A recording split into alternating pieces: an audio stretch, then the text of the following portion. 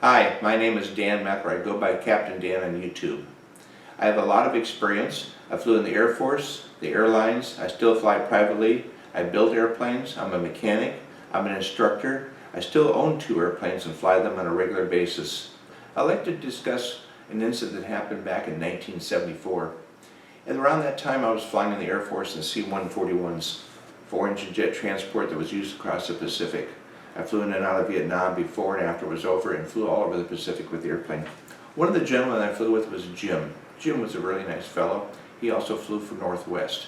He was on a flight with Northwest, just 3 crew members. They were ferrying a 727 over from New York to Buffalo to pick up the Baltimore coals.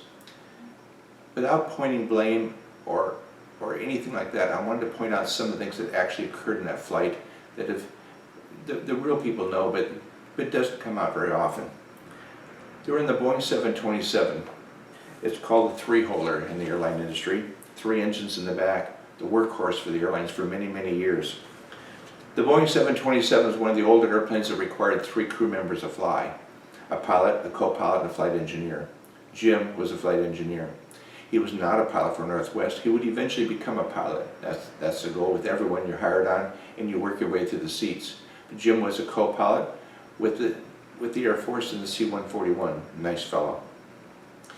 They were climbing out of New York. It was a real icy day, and the story goes, it's not in print anywhere, but the story goes that we heard through our reserve unit was that Jim, being a flight engineer, was given the chance to fly the right seat, the co-pilot seat, on that airplane for that late, since there was no one on board.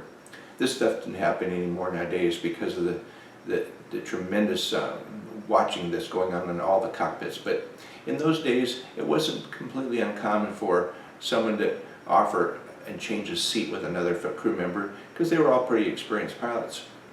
Jim was a flight engineer. A flight engineer sits at a panel on the airplane and operates the systems. There are fuel pumps, electrical switches, hydraulic pumps, pneumatic switches. All these switches control the systems on the airplane. Those are the 3-man days. Today, most of those switches are automatically taken care of with the 2-man crews with automation.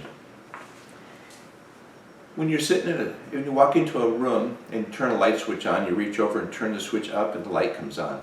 It's the same thing when you're sitting in a flight engineer panel. I've flown all 3 seats of the Boeing 727. I have about 6,000 hours in it. And the engineer panel, there's a boost pump light comes on and you flip the switch next to it and the light goes off. However, what's different, Boeing's concept ever from the beginning is forward is faster. If you're sitting in the pilot seat and you want to increase your throttles, you grab the throttles and you push them forward and the airplane goes faster. You can see the throttles in the middle of this picture. You grab the levers and push them forward. If you want to go faster with the flaps, you move the flaps forward to reduce the drag and the airplane will go faster.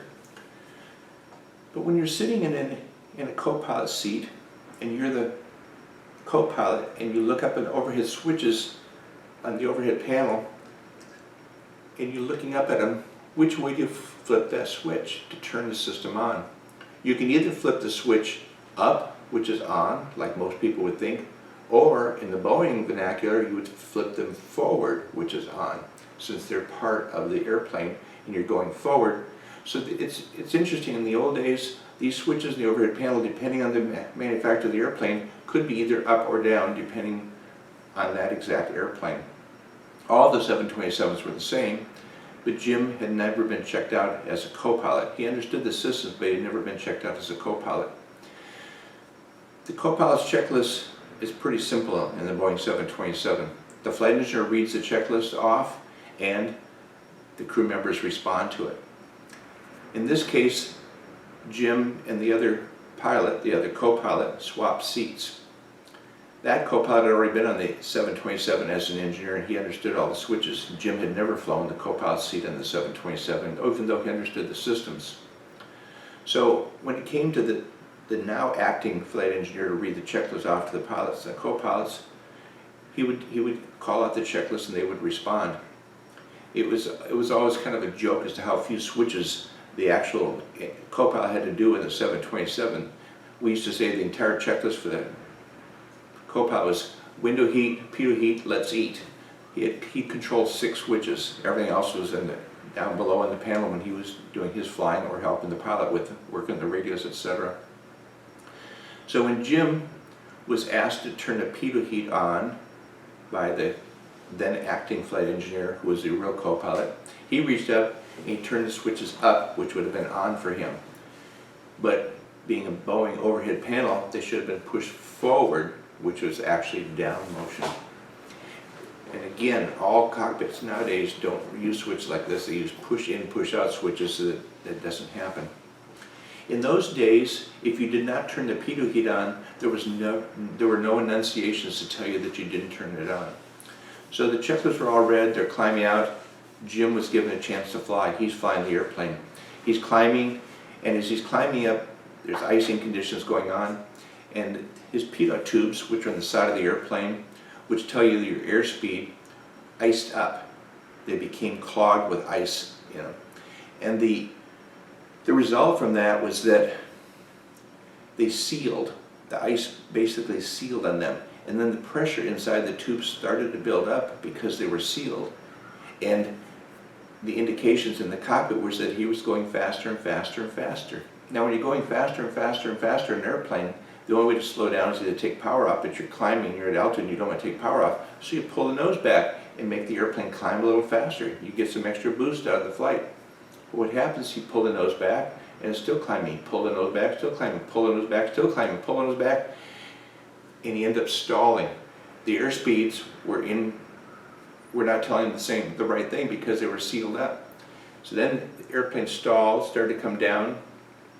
Around 24,000 feet, it got into extremely heavy stall and started spinning, and they never were able to recover. They went all the way in and made a big hole in the ground. Fortunately, there was no fire, but it didn't matter because they were out in the marshland, and the impact was devastating. And of course, the 3 crew members were killed. There were no passengers on board, and no one locally were killed. But that was all because of a switch going the wrong direction. Ever since that accident, all airplanes that are designed for any kind of a commercial use, which is Part 135 or 121, and a lot of Part 91, which is private use, all those airplanes now have an indicator light or switch or gauge that will tell you if that switch is not properly turned on. Those are sensed now one of 2 things. Number 1, the switch is not turned on, or number 2, power is lost to that circuit and the heating in the pitot tube is not appropriate. And ever since then, I have always called those switches after Jim because of that incident. Jim was a nice fellow. I don't take anything away from his flying ability. Unfortunately, he was not checked out properly in the airplane, and it caused an incident.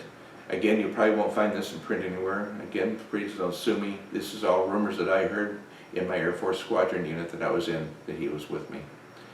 Sad story, but true.